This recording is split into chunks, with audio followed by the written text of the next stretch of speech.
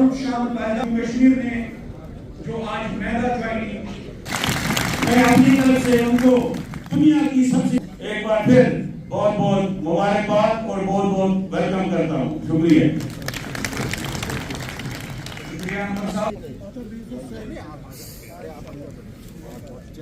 Sir यहाँ से sir, यहाँ से सर, सुनील जी यहाँ से।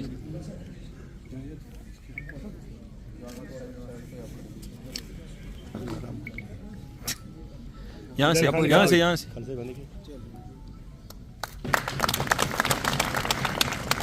हमारे बीच में नजीर गिरकार साहब पुराने साथी भारतीय जनता पार्टी के थे, बहुत ही ऑपरेशन के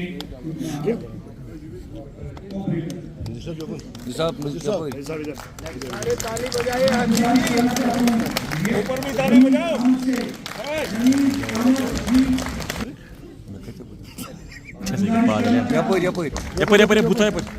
आगा सईद अब्बास नजरी से आप स्टेट जनरल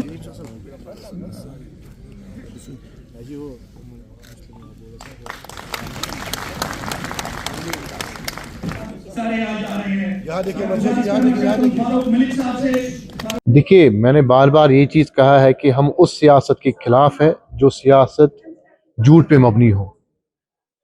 वक्त लगा समझने में, लेकिन कहते हैं कि देर आए दुरुस्त आए। आज मैंने बाज़ाब्ता तौर पे भारतीय जनता पार्टी का दामन थाम लिया है।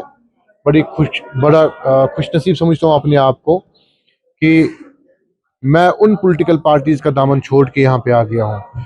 क्योंकि आप देख सकते हैं कि 2024 की ही अगर हम बात करेंगे, अगर हम मुर्दे नहीं गाड़ेंगे, अगर हम पिछली बातें नहीं करेंगे, अगर हम 2024 की ही बातें करेंगे कि इन पॉलिटिकल पार्टीज़ ने जो कौम के अपने आप को रहनुमा कहते हैं, किस तरीके से इन्होंने 2024 में किन वादों पे इन्होंने वोट लिए, और उसके बरक्स आज इनकी एरोगेंस देखिए।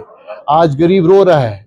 आज इन्होंने जो वादे किए थे इलेक्शन मैनिफेस्टो के दौरान, उन वादों से किस तरीके से मुकर रहे हैं, और लोगों में वो गुस्सा है और उस गुस्से को इनको फेस करना है। टाइम आएगा कि जब यहाँ का युवा, यहाँ के गरीब गुरबात जिनको इन्होंने बहका के फुसला के 2024 में वोट लिए और सरकार बनाई, और सरकार उसलिए बनाई कि गुलमर्ग में स्की करनी है, बस टूरिस्ट स्पॉट्स पे जाना है, अपनी फैमिलीज को लेकर अपने बच्चों को एकोमोडेट करना है, उसके बगैर बरक्स इनको उसके बगैर यहाँ के गरीब और गुरबाओं की कोई फिक्र नहीं है।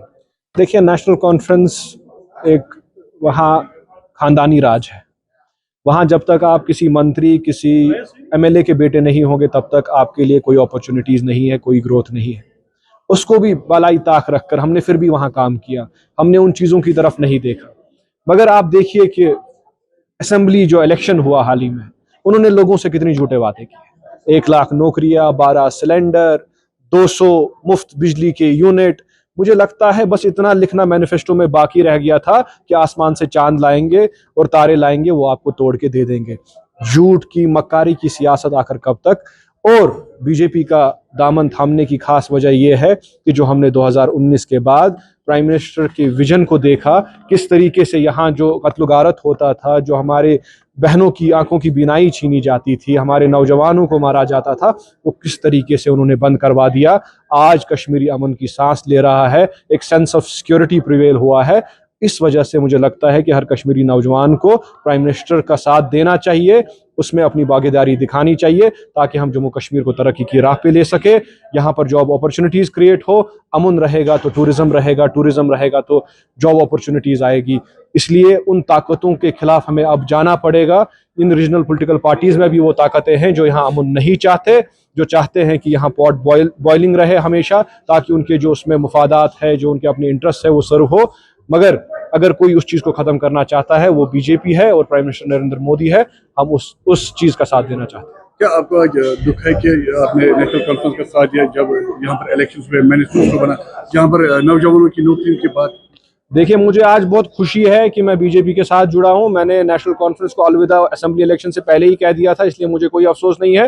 मैं तब भी उनके खिलाफ काम किया था। इंशाल्लाह जब तक जिंदा हूं उनके खिलाफ ही काम करता रहूं।